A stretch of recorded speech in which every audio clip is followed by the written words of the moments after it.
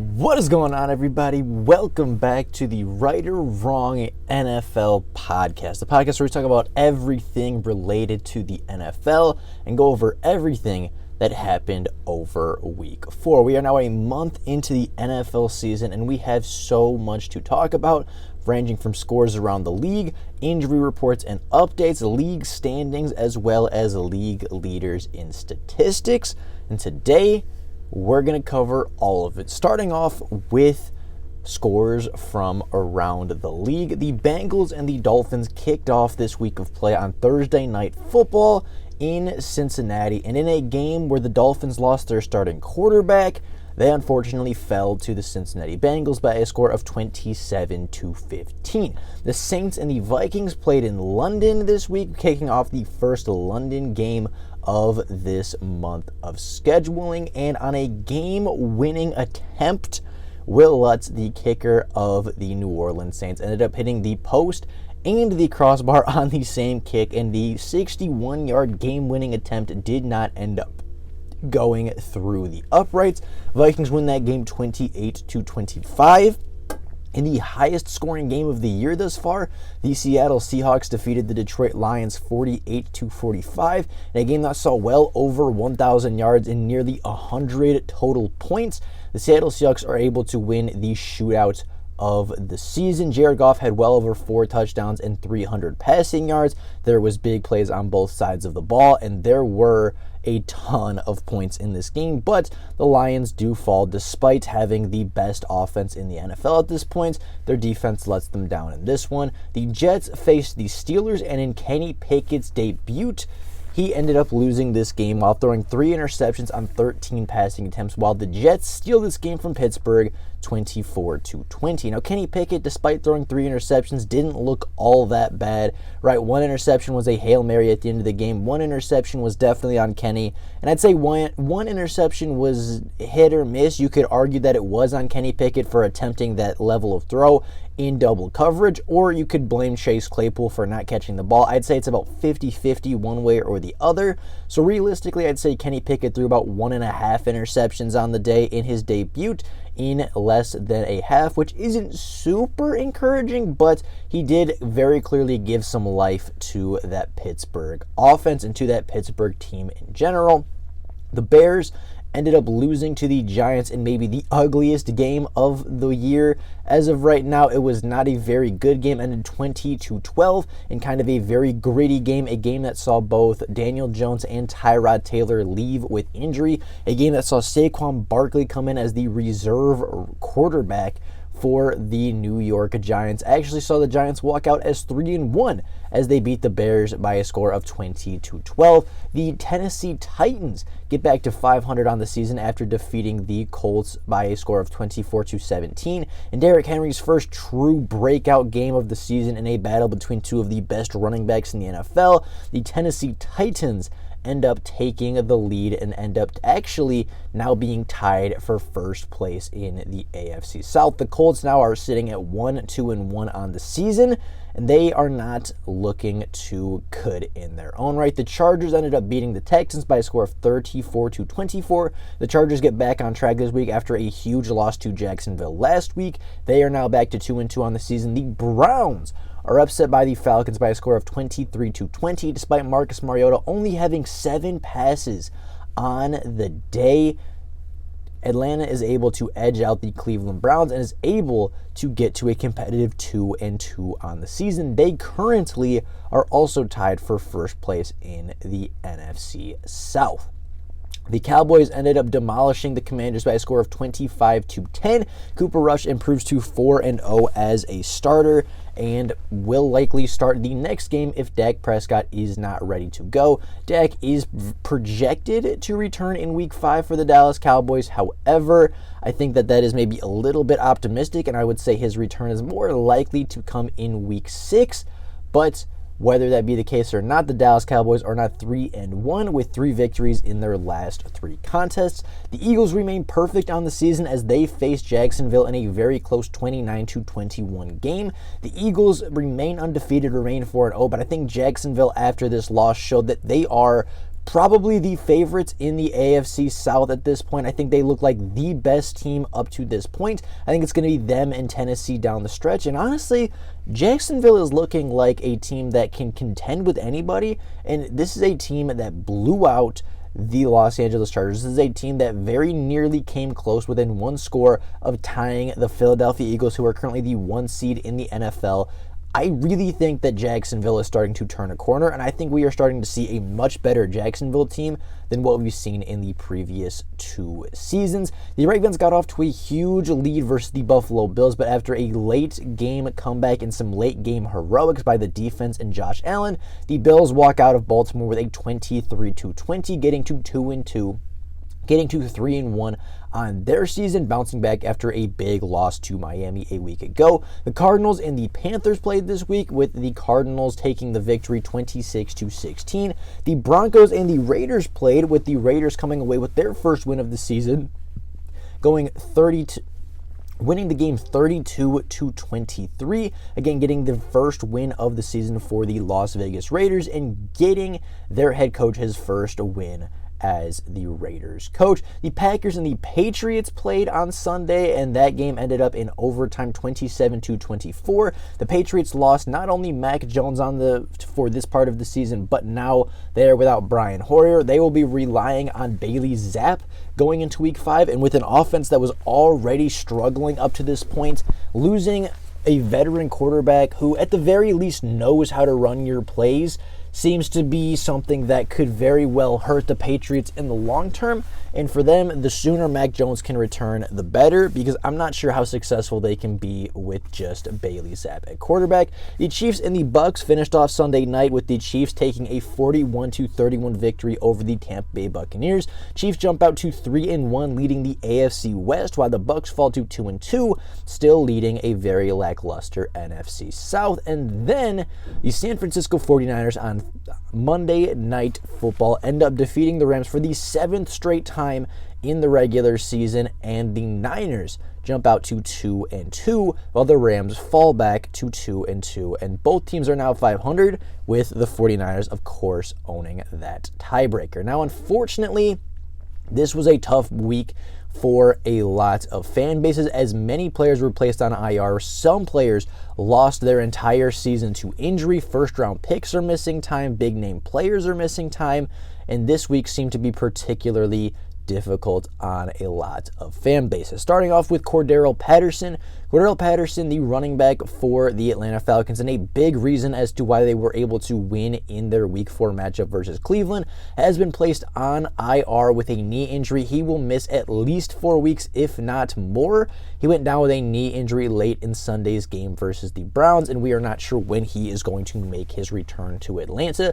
The Bills this week, despite having a big win over Baltimore, did lose a pair of wide receivers, with Jamison Crowder, being out indefinitely with a broken ankle, and Isaiah McKenzie being under concussion protocol after taking a hit in Sunday's game. The Broncos lose 2 of their star players in Javonte Williams and Randy Gregory. Javonte Williams will miss the remainder of his season after tearing his ACL, LCL, as well as his PCL on Sunday in the loss versus the Las Vegas Raiders, while Randy Gregory will undergo an arthroscopic surgery for his knee, a knee that he injured earlier or prior to this game, I believe, and he is expected to miss significant time. However, what I was reading, it doesn't sound like he is going to miss the entirety of the season. He is just going to miss a large portion and a significant amount of time in this season. Now, Shaquille Barrett, the star linebacker for the Colts, is going to miss Thursday night with a concussion. He did suffer a concussion, unfortunately, in Sunday's loss to the Tennessee Titans. He is now under concussion protocol, is being monitored, and will miss Thursday night. So we're going to be without one of the stars on defense for the Colts in this matchup. Tua Tagovailoa has also been ruled out of Week 5 after suffering a concussion versus the Cincinnati Bengals in Week 4. Tua's was a very severe injury, It was a concussion that, was very pronounced among the league, right? Everybody knows about Tua's injury. Everybody saw his injury versus Buffalo. It got even worse versus the Cincinnati Bengals. He was taken to the hospital Thankfully for Tua, he seems to be okay. He seems to be alert. He's up. He's moving. He's no longer in the hospital. He has returned to the Miami Dolphins practice facility. I'm unaware if he is currently practicing with the team or if he has to sit out indefinitely until they clear him. But Tua, at the very least, has been ruled out of Week 5 after suffering that really, really bad and scary concussion versus the Cincinnati Bengals. First-round pick for the Minnesota Vikings, Lewis Cine, unfortunately suffered a compound leg fracture in the London game versus the Saints that did require surgery. I have read that he is currently back at the Minnesota practice squad after his surgery and is doing okay. But of course, with a surgery like that, you are expecting him to miss the remainder of the season as well. Kenny Gallaudy is doubtful versus the Packers as they travel to London this week. He has a knee injury, and being one of the higher paid wide receivers in the NFL, a lot of Giants fans were hoping that potentially Kenny Gallaudy might have the ability to play this week and just have the ability to impact the game more than he has up to this point. First-round pick Treylon Burks is expected to miss multiple weeks while dealing with turf toe that he sustained in Sunday's game versus the Indianapolis Colts. And then Jahan Dotson is expected to miss minimally 1 week while he's dealing with a hamstring injury suffered in last week's contest. Now getting on to the NFL standings this week, as I mentioned, we are 1 full month, into NFL play, and at this point we have teams that look like favorites and some teams that look like favorites to get the number 1 overall pick. Starting off in the AFC, Miami does lead the AFC East with a 3-1 record, tied with the Buffalo Bills for the best record in the AFC. Miami currently owns the tiebreaker after the victory in Week 3. However, this division I think will be incredibly close all the way down the stretch. The Jets, a team that maybe wasn't expected to be a playoff contender at this point last season or even at some points in the preseason, is currently 500 on the year after a big victory this week over the Pittsburgh Steelers. And the New England Patriots, after losing to Green Bay this week, do fall to 1-3 and fall to last place in the division. They will travel to Detroit this week, or I guess Detroit will travel to them this week, hoping to get back on schedule and hoping to get 1 game closer to 500. Now, Baltimore currently runs the AFC North with a 2-2 record. However, the Bengals are right behind them with a similar 2-2, and the Browns have the same record as well. The only team definitively in last place right now in the AFC North is the Pittsburgh Steelers, falling to 1-3 after their loss to the Jets this week. However, like it was mentioned before, Kenny Pickett did step in. He did make his NFL debut and did kind of bring a little bit of life to a subpar Steelers team up to this point. He didn't look phenomenal, right? Didn't look game-changing in his first game for Pittsburgh, but very, very clearly instilled a little bit of energy into that locker room and very clearly installed a little bit of hope for that franchise. So I think Kenny Pickett, his NFL debut essentially, right, his first start is going to happen this week, so that is something to keep in monitor as well. The Jags are in first place in the AFC South with a 2-2 record, tied for first place with the Tennessee Titans, who have now bounced back and won 2 straight after losing the first 2 to open the season. The Indianapolis Colts have 1 win on the year, and they are currently sitting at 1-2-1, with that lone tie, of course, coming to the Texans, or coming from the Houston Texans in Week 1. The Houston Texans, keeping them in mind, are currently 0-3-1 and are the only team in the NFL not to have a victory up to this point on the season.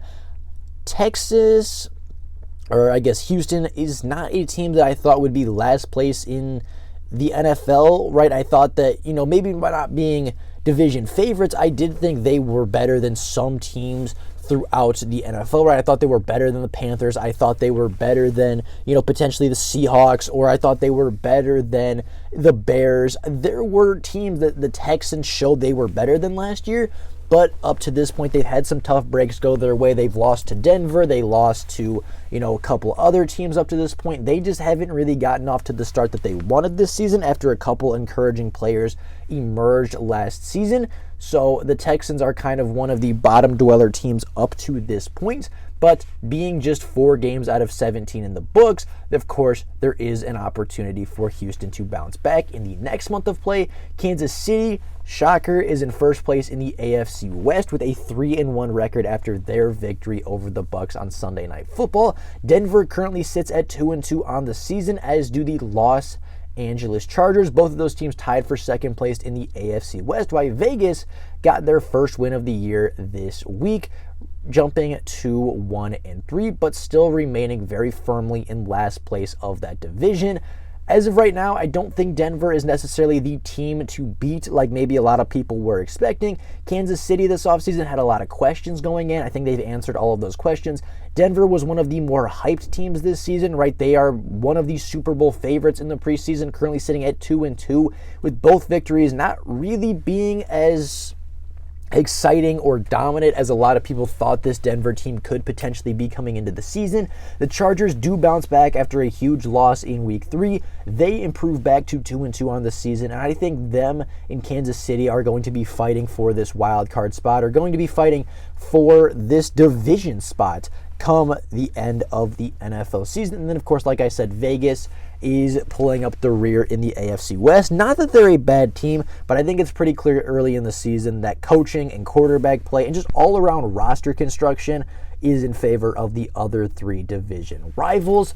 Going over to the NFC, starting off with the number 1 seeded Philadelphia Eagles in the NFC East. The Eagles are 4-0. They remain perfect on the season and are the only team to be perfect and unbeaten in 2022. The NFC East is no longer a thing, as Dallas is 3-1 on the season after winning their last 3 games, and the Giants, after bouncing back in week 4, are also now 3-1 on the season. The only team not above 500 in the NFC East is Washington at 1-3. And honestly, if I were to look and rank Washington as a football team, they would be down near the very, very bottom of the NFL, because where teams like maybe the Lions and the Falcons and the Saints have quite a bit to look forward to despite their record, Washington has very few ups at this point during their season, and they, I think, are going to be in contention for the number 1 overall pick up to this point. Minnesota is currently running the NFC North, followed closely by the Green Bay Packers, both teams sitting at 3-1, with the Vikings, of course, owning that tiebreaker. The Bears exceeding a little bit of expectation to this point, sitting at 2-2 on the season, a little bit more than what we thought they might be as a football team. And the Lions, despite having the most efficient offense in the first month of NFL play, and despite being on record pace for scoring points in the NFL this year, the Lions sit at 1-3 with an atrocious 32nd ranked defense.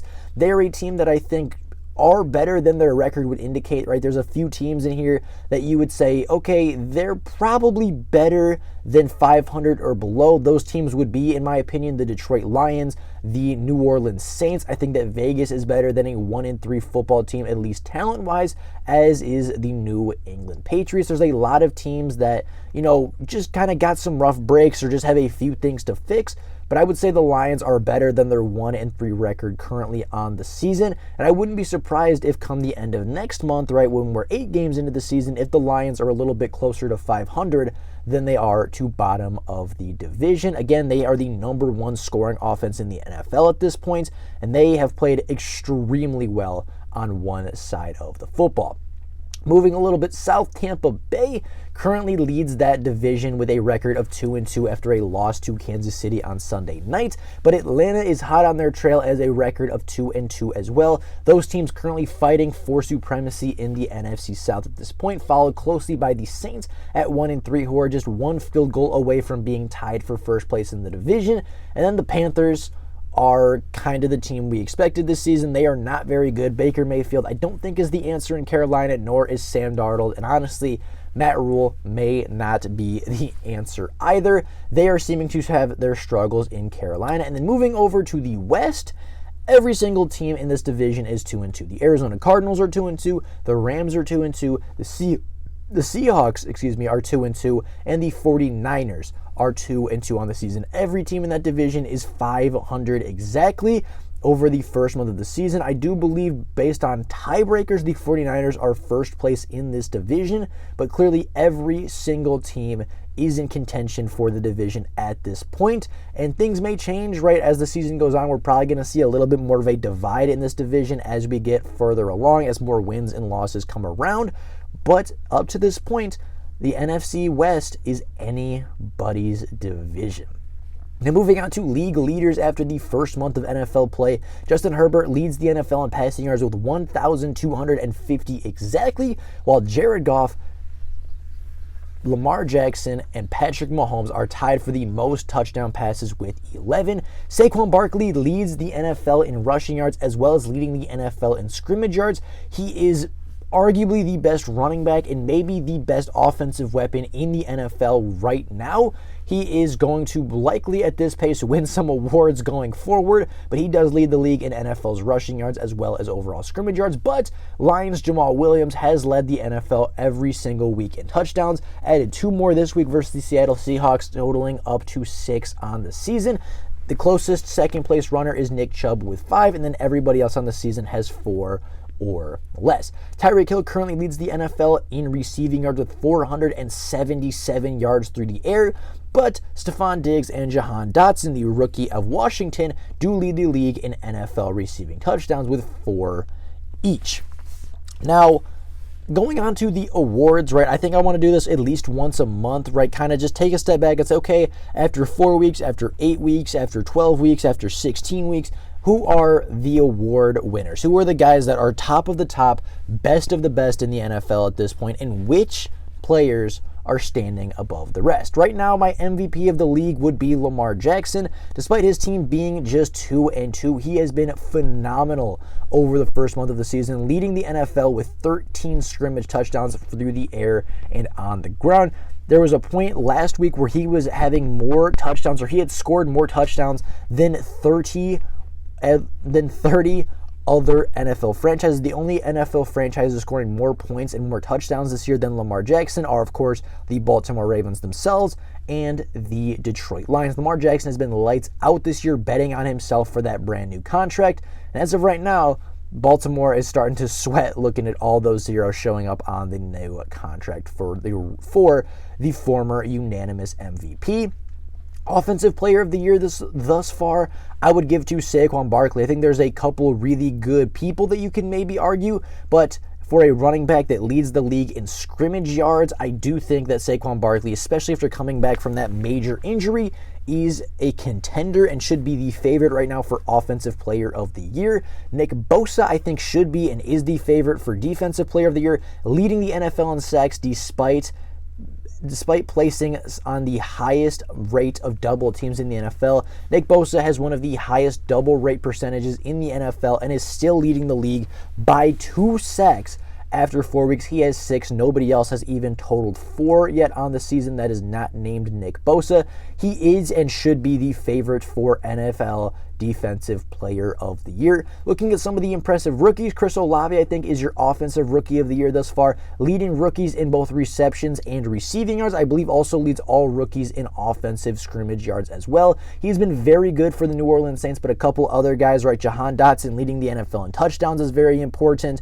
Garrett Wilson has had a couple big back-to-back weeks after a little bit of a slow start to his career. So there are some guys out there that are making a case for themselves. However, Chris Olave is leading the NFL, or is leading all rookies with nearly 100 more receiving yards than anybody else. But as I said, right, Garrett Wilson's making a case, averaging more having 20 receptions for 255 and 2 touchdowns already. Drake London is making a case with 18 receptions for 231 and 2 touchdowns. Romeo Doubs is having a good start to his rookie season. George Pickens is having some success in Pittsburgh. And then, of course, Jahan Dotson with those 4 touchdowns. I think there's a case to be made for quite a few players in this Offensive Rookie of the Year chase, but as of right now, I think Chris Olave would be the correct pick. But I think another dark horse could potentially be Bryce Hall, who has 178 rushing yards on top of 113 receiving yards. Defensive Rookie of the Year, honestly, the defensive rookies have not been super impressive up to this point. There has not been a whole lot of statistical standouts. There hasn't been a whole lot of big players. I would say, as of right now, if I were to give it to a player, it would be Aiden Hutchinson, right? Has 3 sacks on the season where every other rookie has 1.5 or less. Trayvon Walker has 1. Kayvon Thibodeau has 0, right? You have all of the first-round edge rushers have 1 sack or less, with the exception of Jermaine Johnson, who's officially actually listed at linebacker. They're not playing super well at this point. There's not been a whole lot of defensive standouts to this point, but I would say Aiden Hutchinson leading all rookies in pressure rates, leading, a lot of defensive statistics on the defensive side of the ball among all rookies in the NFL is enough to warrant him the Defensive Rookie of the Year up to this point. Of course, there's still a lot of time for some of these, other players like Trayvon Walker, like maybe a Jaquan Brisker, or other players of that caliber to make a run at Defensive Rookie of the Year. But as of right now, Aiden Hutchinson leads all rookies in pressure rates. He leads all of them in pressures overall. He leads them in double team percentages, so he's being doubled more than any other rookie and still producing numbers like you would expect from the number 2 overall pick. He's the only rookie with more than 2 sacks through 4 games. And as of right now, I think he is your Defensive Rookie of the Year. So, with that being said, that is all we have for today. We went over the scores from around the league, NFL standings, injury updates, league leaders, and award winners up to this point. Thank you all so very much for watching the show for this week, for Week 4's NFL recap. We will be back next week with a recap of Week 5, kicking off the second month of NFL play. Thank you all so much for tuning in and listening to today's show. But until next time, thank you all for watching, and we'll see you all next week for the Week 5 NFL recap.